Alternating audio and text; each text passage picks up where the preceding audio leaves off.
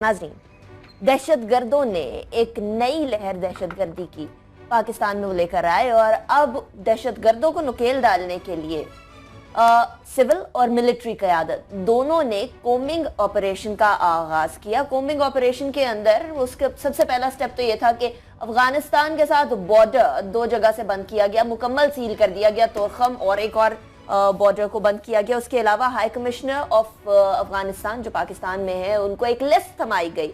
वो लिस्ट ये थी कि ये दहशतगर्द हैं जो अफगानिस्तान में छुपे हुए हैं, इनके खिलाफ कार्रवाई की जाए। हमसे डू मोर का मुतालबा किया जाता है।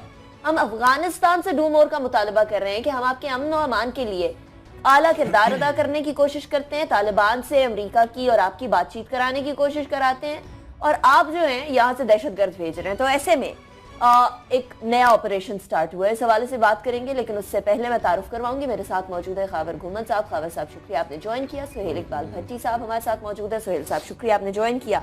अपनी टॉप स्टोरी की तरफ जाने से पहले खावर साहब, आप शो में क्या एडिशन कर रहे हैं आज? अनिका, हम क्योंकि कल के शो के बाद हम वापस रूटीन की तरफ आ रहे हैं, मेरे पास 3 स्टोरीज हैं। पहली स्टोरी में हम बात करेंगे पाकिस्तान तहरीक इंसाफ जो कि बदस्तूर इंतज़ामी मुश्किलात का शिकार है। वो वजूहात बताएंगे कि जिसकी वजह से पाकिस्तान तहरीक इंसाफ बेशक एक बड़ी पॉलिटिकल पार्टी इमर्ज हो गई है, लेकिन जो वहाँ पे इंतजामात होने चाहिए ऑर्गेनाइजेशनल उनके पार्टी का, वो कोई इतना क्या कहते हैं उस लेवल का नहीं है कि वो कल को पाकिस्तान मुस्लिम लीग नून या किसी बड़ी पार्टी का मुकाबला कर सके इलेक्शन के अंदर। सही।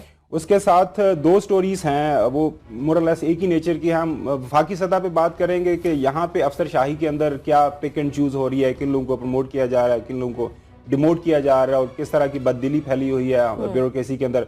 और उसके साथ साथ हम अपने नाजरीन को कराची भी लेके जाएंगे। वहाँ पे भी चीफ मिनिस्टर साहब अपने मनपसंद लोगों को ऊपर लेके आ रहे हैं, कुछ लोगों को नीचे लेके जा रहे हैं अपनी प्रोविंशियल ब्यूरोक्रेसी के अंदर, जिसके साथ कराची के अंदर असले काफ़ी मसाइल पैदा हो रहे हैं जो वहाँ पे प्रोविंशियल गवर्नमेंट के आए। तो उस बारे में अपने नाज़रीन को थोड़ी सी। ठीक है सुहेल साहब, आप क्या एडिशन करेंगे? अनिका, हम अपने नाज़रीन को बताएंगे कि वफाकी हुकूमत ने तरक्याती मंसूबों के नाम के ऊपर जो रवा माली साल के 7 माह के दौरान 427 अरब रुपए जारी किए हैं, मगर गवादर, सेहत, जनूबी पंजाब और उसके साथ साथ पन बिजली के अरबों रुपए के मंसूबे थे, पैसे मुख्तसर से, लेकिन 1 रुपया भी जारी नहीं किया गया। इसके साथ हम बताएंगे कि कराची इंडस्ट्रियल एरिया की सनतों का फुजला और जहरीला पानी बगैर ट्रीटमेंट के समंदर में फेंके जाने से क्या तबाहकारी हो रही है। और इसके साथ साथ FBI ने मुल्क भर के अंदर मनी लॉन्ड्रिंग के खिलाफ कार्रवाइयां तेज कर दी हैं और एक कंपनी की 21 लाख डॉलर की मनी लॉन्ड्रिंग पकड़ी गई है। ठीक है, चलिए अपने शो की तरफ बढ़ते हैं और टॉप स्टोरी की तरफ जाते हैं, जो कि ये है कि अब मिलिट्री और सिविल क़यादत पाकिस्तान में दहशतगर्दी की नई लहर के खिलाफ क्या करेगी। ऐसे में DG ISPR major general Asif Ghafoor का ट्वीट आता है और इस ट्वीट के अंदर वो कहते हैं, Afghanistan embassy officials called in GHQ given list of 76 terrorist hiding in Afghanistan, यानी 76 दहशतगर्दों की लिस्ट थमाई गई। खावर साहब, ये लिस्ट हमने थमा दी है। अफगानिस्तान की कोऑपरेशन हम लोगों को पहले भी नहीं मिलती थी, अब मिलने की कितनी उम्मीद है? और ये बॉर्डर बंद कर देना, ये सोल्यूशन है आपके ख्याल में? बॉर्डर मैनेजमेंट का सही तरीका यही है कि सील कर दिया जाए? अनिका, आपने शुरू में सही कहा कि हमारी मिलिट्री और सिविल क़यादत एक बार फिर जाग गई है, लेकिन इनको जगाने के लिए 20 बच्चों समेत 80 लोगों ने अपनी जान का नजराना पेश किया है। अब लेटेस्ट जो इतलात हैं उसके मुताबिक अभी तक 80 से ज़्यादा लोगों की जानें, 7 शरीफ जो वहाँ पे हादसा हुआ है, इतना बड़ी टेररिस्ट एक्टिविटी है, उसमें अपनी जान का नजराना पेश कर चुके हैं। ये जो 76 टेररिस्ट हैं, ये मेरे ख्याल में कोई नई चीज़ नहीं है। इससे पहले भी एक नहीं कई दफ़ा हम अफ़गान गवर्नमेंट को ये इन लोगों के नाम दे चुके हैं और उनसे उम्मीद की उनसे कॉपरेशन मांगा है फिर अफ़गान गवर्नमेंट से कि वो हमारे साथ कॉपरेट करे। और अफ़गानिस्तान के अंदर जो नेटो फोर्सेस हैं उनके साथ भी Pakistani military leadership regular contact में रहती है, लेकिन कोई खातर हा उस पर डेवलपमेंट आज तक नहीं हुई। और रात जो लेटेस्ट इतलात यही आ रही है कि अफ़गान बॉर्डर के ऊपर पाकिस्तान आर्मी ने कुछ सिलेक्टेड टारगेट्स के ऊपर कार्रवाई की है। जो जमातुल अहरार है जिसने ये क्लेम किया था ये 7 शरीफ वाला वाक़या वहाँ पे बॉम्बिंग करने का, तो उनके खिलाफ कुछ वाक़यात वहाँ पे जो टारगेट ऑपरेशन हुआ है। जब हमारा कल शो चल रहा था उसी टाइम पे कराची में ऑपरेशन चल रहा था, तब तक 17 जो टारगेट किए थे दहशतगर्द, अब तक 100 से ज्यादा की फिगर आ चुकी है। अब इस पे जो सवाल जो हम आवाम पूछ रहे हैं और हम भी अपने इस प्रोग्राम के तवज्जुह से पूछना चाह रहे हैं अपनी जो पॉलिटिकल लीडरशिप है, हमारी मिलिट्री लीडरशिप से, तमाम से, कि हम क्यों ऐसे वाक़यात का इंतज़ार करते हैं अपने ये एक्शन, ये फैसले करने के लिए। क्या हमें पहले मालूम नहीं था कि ये टेररिस्ट ऑर्गेनाइजेशन अफगानिस्तान में है और वो किसी भी वक्त जब उनको मौका मिलेगा वो टारगेट करेंगे पाकिस्तान के अंदर तबाही फैलाने की पूरी कोशिश करेंगे, और जो ही उन्हें मौका मिला उन्होंने किया।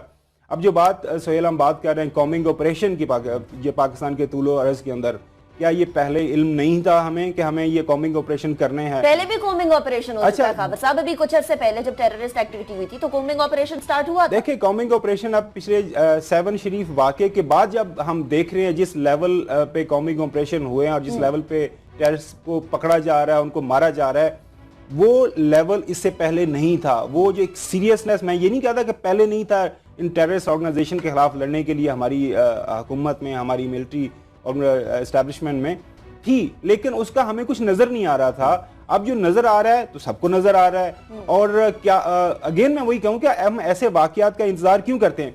जिस तरह कल सेनेट के अंदर हमारे वजीर साहब जो स्टेट मिनिस्टर फॉर इंटीरियर हैं बलीगुर रहमान साहब, उन्होंने एक सवाल के जवाब में बताया कि जी पंजाब के अंदर 13,000 मदारिस हैं और हमने उनके जो फिजिकल है प्रेजेंस का हमें पता चला लिया है, या उसको जोग्राफियाती जो है महल्ले वकू हमें पता कर लिया है।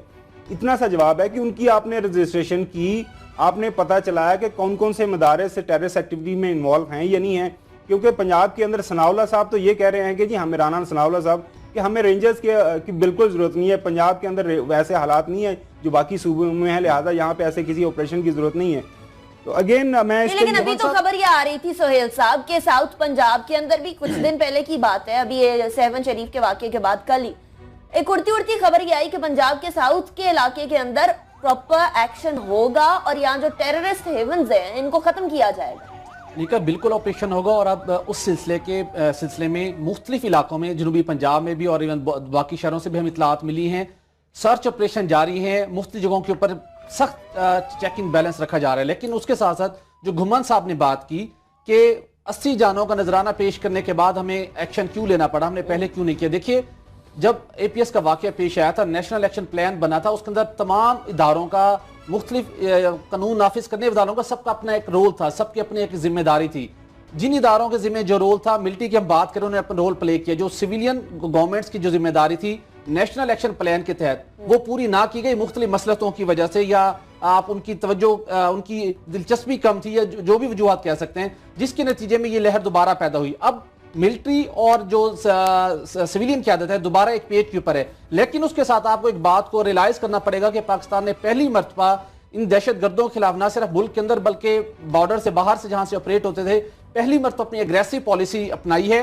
और उसके साथ साथ अफगानिस्तान के जो मिलिट्री लीडरशिप थी उनको इन्फॉर्म करते हुए जो कार्रवाई की गई, ये बहुत बड़ी कार्रवाई है और ये कार्रवाई सबूत उनको फराहम करने के बाद की गई है। तो उसके साथ साथ जब हम बॉर्डर के ऊपर इतना सख्त एक्शन करने जा रहे हैं, तो अब सिविल जो हुकूमत है उन्हें एक काम जरूर करना चाहिए कि अब जो इस दहशतगर्दी के नसूर को जड़ से उखाड़ फेंकने के लिए जो नेशनल एक्शन प्लान के तहत जो इकदाम नहीं हुए थे, जो अब मजीद करने की जरूरत है, अब उनसे पीछे नहीं हटना चाहिए जब तक हम इस रूट काजिज को मुकम्मल तौर पर उखाड़ नहीं देते। अच्छा खाबर साहब, वो मिलिट्री कोर्ट्स, वो रेंजर्स ऑपरेशन कराची के अंदर, रेंजर्स की जिस तरह आप कह रहे हैं, राना सनाउल्लाह साहब कह रहे हैं कि जी जरूरत नहीं है पंजाब के अंदर, हालांकि सारे पीट रहे हैं कि पंजाब के अंदर जरूरत है एक्शन करने की, इन चीजों का क्या बनेगा जिसके ऊपर हम लोगों को जरा एक पेज इधर उधर होता हुआ नजर आता है?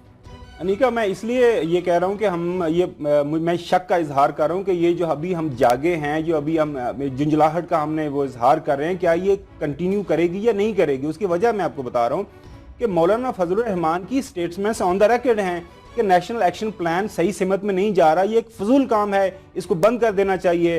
इरफान सदीकी साहब ने जब ये मिलिट्री लीडरशिप चेंज हुई थी, एक बयान दिया था टेलीविजन पे आके कि हमें नेशनल एक्शन प्लान को रिव्यू करना पड़ेगा कि ये सब सिमत में जा रहा है, ठीक नहीं जा रहा है, इसमें कुछ हमें रिवीजन करने की जरूरत है।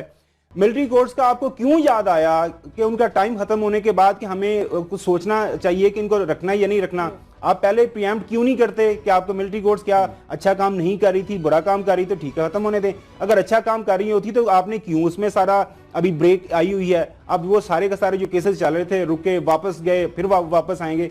मेरा इतना सिर्फ मेरा जो एक सवाल मैं जो इस 7 शरीफ ट्रेजेडी की बैकग्राउंड में करना चाहता हूँ, वो ये है कि क्या अभी जो हम जागे हैं, ये क्या हम जागते रहेंगे, या यही होगा कि एक वाकया हुआ है, उस वाकये के फॉलोअप में हम बिल्कुल हमारी जो सिविल लीडरशिप भी काफी ज्यादा वो मीडिया पे नजर आ रही है कि हम ये कर रहे हैं, ये कर रहे हैं, ये कर रहे हैं। मिलिट्री लीडरशिप हमेशा से करती आ रही है, जो उनको डायरेक्शन दी जाती है वो कर रहे हैं, लेकिन ये कंटिन्यू करेगा या नहीं करेगा उसकी, देखिए कंटिन्यू अगर कर रहा होता तो ये फिर वाकयात ना होते, क्योंकि अब जिस लेवल के वाकयात दोबारा होना शुरू हो गए हैं, इसका मतलब है किसी ना किसी लेवल पे हमने जो कंटिन्यू करना पड़ेगा, इसलिए कि लाहौर के मार रोड पे होने वाले खुदकश धमाके का जो सहूलतकार था वो लंडा बाजार के अंदर लाहौर में ही बैठ के काम कर रहा था, उसके भाई वहां मौजूद थे। अब वज़ीर आला पंजाब को भी इस बात का एहसास हुआ है, वो सब अब लगती है कमिटेड है सिविलियन लीडरशिप भी, कि नहीं अब कार्रवाई करेंगे, इनके सहूलतकारों को खत्म करने के लिए आखिरी हद तक जाएंगे। क्योंकि लाहौर शहर के अंदर अब सहूलतकार बैठे हुए थे, तो अब लगता है कि सिविलियन लीडरशिप पीछे नहीं हटेगी इस मामले में। सही है, कार्रवाई तो करनी पड़ेगी अगर पाकिस्तान को आगे लेकर जाना है, दहशतगर्दी से पाक करना है। और जिस अज़्म का हम लोगों ने APS के सानहे के बाद अहद किया था उसको पूरा करना है, तो कार्रवाई तो करनी पड़ेगी। सिविल लीडरशिप की बात हो रही है, इसी हवाले से अगले टॉपिक पर चलेंगे और अगला टॉपिक सिविल लीडरशिप